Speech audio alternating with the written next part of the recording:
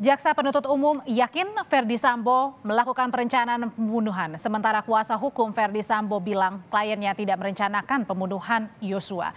Dari sidang tuntutan hingga sidang replik kemarin, seperti apa nantinya vonis yang akan dijatuhkan majelis hakim? Untuk membahasnya sudah bergabung di Kompas Petang ada kuasa hukum keluarga Yosua, Martin Simanjuntak, dan juga pengamat hukum pidana Universitas Indonesia, Eva Ajani. Selamat petang, Ibu dan juga Bapak. Selamat petang. Selamat sore. Oke, saya ke Mbak Eva dulu. Mbak Eva, kalau Anda lihat dari informasi di awal, dari tuntutan, dakwaan, sampai dengan replik ini, nah kira-kira apa yang bisa dicermati? Sering sekali kita melihatnya itu fokus perhatian hanya kepada tindak pidana pembunuhan berencana ya, Mbak ya. Jadi hanya itu gitu, Mbak Audrey. Hmm? Tetapi kita lupa gitu ya bahwa sebetulnya ada 2 peristiwa pidana yang sedang diancamkan kepada Pak FS ini. Ya, yang pertama ya kita tahu pembunuhan berencana, yang keduanya adalah obstruction of justice-nya. Itu yang kadang-kadang sering sekali kita lupa gitu ya. Itu satu.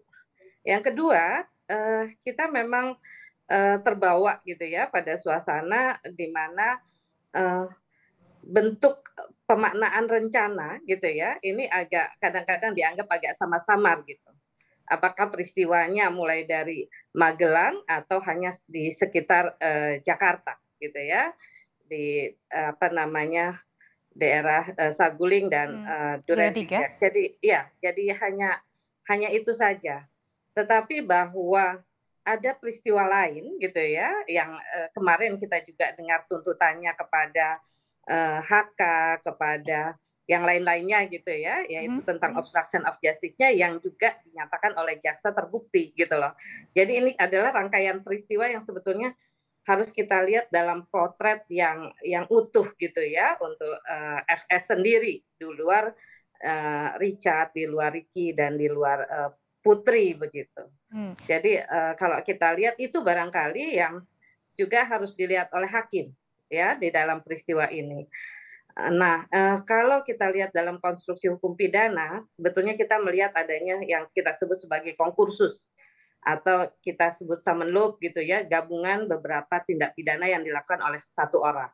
Nah, ini kelihatannya kalau kita memang melihatnya sebagai ada 2 peristiwa pidana ya, dua-duanya harus dipertanggungjawabkan kepada yang bersangkutan, maka ini akan menjadi satu hal yang sebetulnya memberatkan begitu. Tapi Mbak Eva, kalau misalnya tadi ada banyak ya, bukan hanya pembunuhan berencana, ada juga obstruction of justice-nya. Tapi kan Sambo ini menolak ya jika dikatakan ia membunuh secara berencana untuk Yosua ini. Nah, kalau kira-kira dilihatnya nanti, apakah hakim masih berkeyakinan yang mana nih?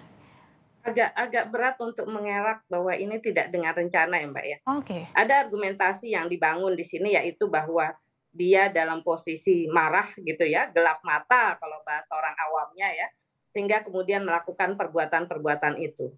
Jadi kalau kita lihat memang arahnya digiring kepada penerapan nodware excess gitu ya, 49 ayat 2 KUHP.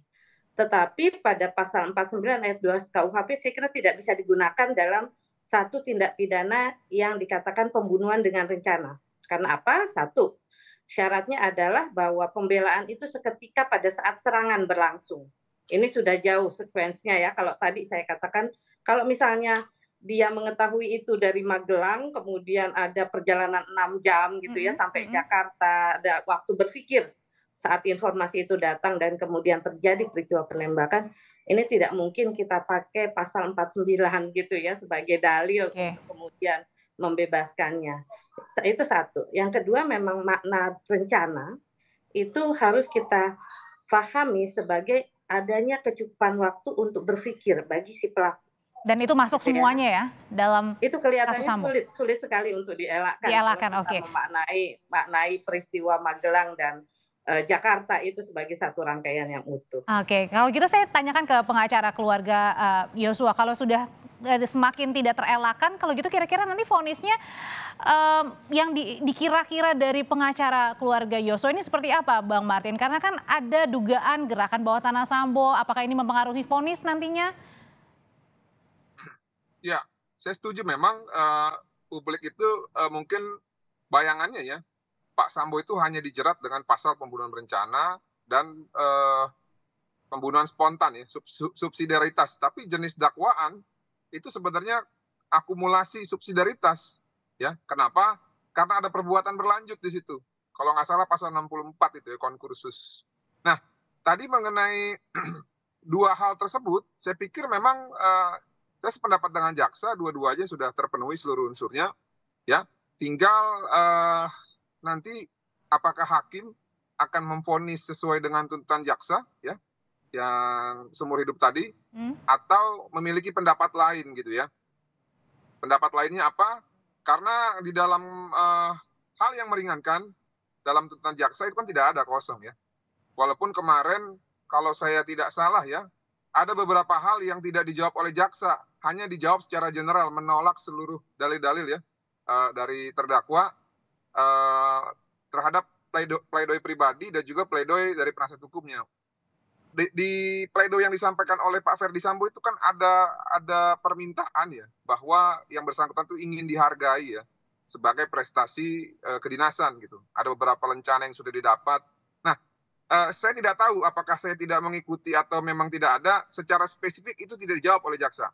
Nah, namun sebenarnya dalam hal yang memberatkan sudah dijawab bahwa perbuatan dari Ferdi Sambo ini sudah mencoreng nama institusi Polri, baik di dalam dan di luar negeri, dan membuat kegaduhan.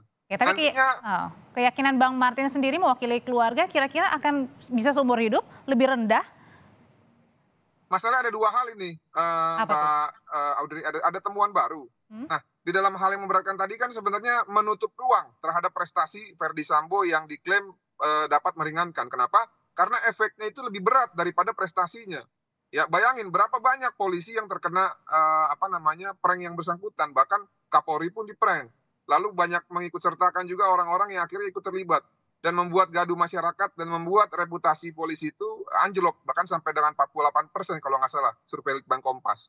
Nah, saya pikir kalau hal tersebut dipakai untuk meringankan sih kurang efektif, tapi kembali lagi bukan saya yang harus diyakinkan, yaitu adalah majelis hakim gitu ya. Nah, namun ada satu hal tadi dalam kesimpulan surat tuntutan jaksa yang mengatakan bahwa pemicu peristiwa ini itu adalah Putri Chandrawati melalui keterangan palsunya yang mengaku diperkosa, padahal menurut jaksa itu adalah perselingkuhan yang ditolak oleh keluarga dan juga ditolak juga oleh terdakwa gitu dalam hal ini. Nah, kemarin saya menunggu-nunggu apakah Ferdi Sambo akan menggunakan itu sebagai hal yang meringankan. Faktanya kan tidak ya. Namun kan kembali lagi, hakim ini kan arif dan bijaksana. Saya tidak tahu apakah tanpa digunakan hakim akan mempertimbangkan hal tersebut atau tidak, dan apakah hal tersebut dianggap sebagai hal yang meringankan di samping kejahatannya yang menurut hakim masih bisa ditoleransi. Kalau bisa ya mungkin saja berkurang, tapi kalau menurut hakim bahwa perbuatan ini terlalu jahat ya, sehingga tidak ada satupun yang bisa meringankan, ya makanya minimal hukumannya adalah sesuai dengan tuntutan jaksa gitu. Oke, nah ada juga dari kesaksian Eliezer di persidangan, Mbak Eva, atau pembelaan Eliezer di persidangan. Kalau ini artinya bisa mematahkan nggak terkait dengan pembelaan Sambo yang tidak melakukan perencanaan? Ya, satu Mbak ya, yang yang barusan dikemukakan oleh Bang Martin itu yang kita sebut sebagai extra legal factor, ya, faktor di luar hukum Mbak, yang bisa mengikat hakim atau tidak. Tetapi ada faktor di dalam ketentuan undang-undang, legal faktornya, yang hakim tidak boleh tidak harus mentaati itu. Yaitu yang pertama tadi yang dikatakan bahwa kalau dikatakan ada summon law gitu ya, saya setuju mengatakan ini 65 bukan 64 Bang Martin gitu ya. Jadi kalau nanti hukumannya summon law ya, gabungan beberapa perbuatan plus 52. Pasal 52 ini pasal pemberatan di dalam KUHP, yaitu penyalahgunaan kewenangan. Beliau polisi gitu ya, ini masuk dalam OOJ berarti ya, obstruction-nya ya? Iya, termasuk obstruction-nya dan menyalahgunakan kewenangannya pada anak buahnya gitu ya. Kalau misalnya Eliezer dikatakan dalam posisi 51 lah gitu Mbak. Ya, kalau 51 itu kan artinya yang bertanggung jawab kan yang memerintah gitu ya. Kalau gitu idealnya dilihat dari Mbak Eva, kira-kira nanti hitung-hitungan vonisnya seperti apa untuk Ferdi Sambo, Eliezer, Putri, Kuat, dan Riki? Ya, kalau Sambo saya kira hitungannya kalau secara matematika hukum pidana nih, Mbak Audrey. Silakan. Jadi ya 340 kemudian obstruction of justice plus 55 ayat 1 ke 1 plus 65 plus 52 gitu ya. Itu pasal-pasalnya yang kita bisa hitung harusnya bisa maksimal. Maksimalnya adalah? Ya mati, meskipun saya bukan penganut pidana mati ya. Berarti Ya, layer kalau kedua adalah dilihat seumur dari hidup. itu ya. Kalau Ya, pilihan keduanya seumur hidup kalau kita lihat tren orang mulai bergeser dari hukuman mati ke seumur hidup kalau sekarang. Putri Chandrawati? Kalau Putri sebetulnya kalau kita posisikan dia adalah pemicu, dia adalah apa namanya? Karena kan yang menelpon pertama kali ya. Trigger gitu ya.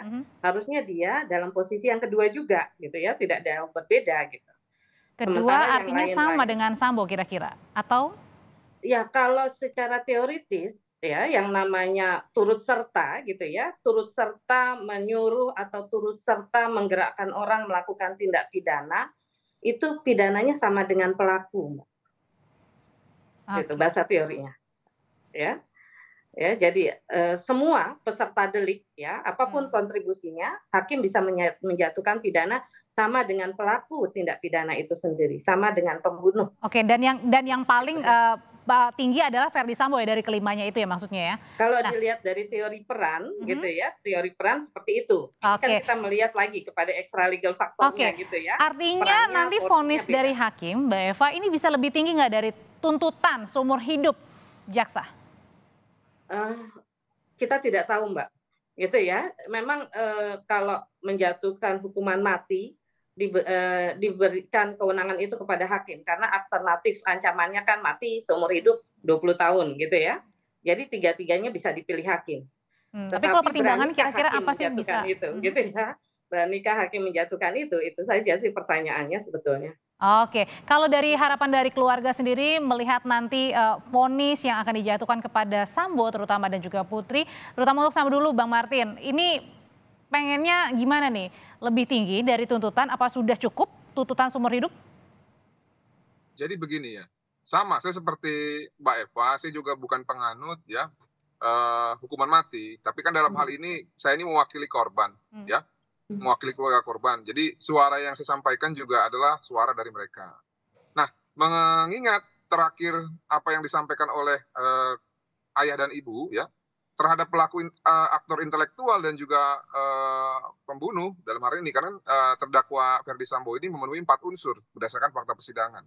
Mereka berharap apabila majelis hakim yang arif dan bijaksana ini memang menghendaki maka vonisnya adalah maksimal. Tapi kembali lagi bukan berarti tuntutan jaksa itu kurang ya. Kalau menurut saya pribadi sih sudah oke. Nah, namun di sini ada kekeliruan terhadap surat tuntutan yang lain gitu ya, khususnya terhadap Putri Chandrawati. Kenapa saya bilang ada kekeliruan? Bagaimana suatu penegak hukum menyimpulkan bahwa seseorang sebagai pemicu, tapi tingkat kesalahannya dan konsekuensi hukumannya disamaratakan dengan penyerta yang lain gitu loh, yang perbuatannya mungkin tidak terlalu dipertanyakan yang itu ya untuk Putri Chandrawati ini. Nah, oleh karena itu khusus untuk Putri, keluarga menghimbau agar melihat ya rasa keadilan bagi keluarga korban dan berani memvonis Putri Chandrawati minimal ya seminimal-minimalnya 20 tahun.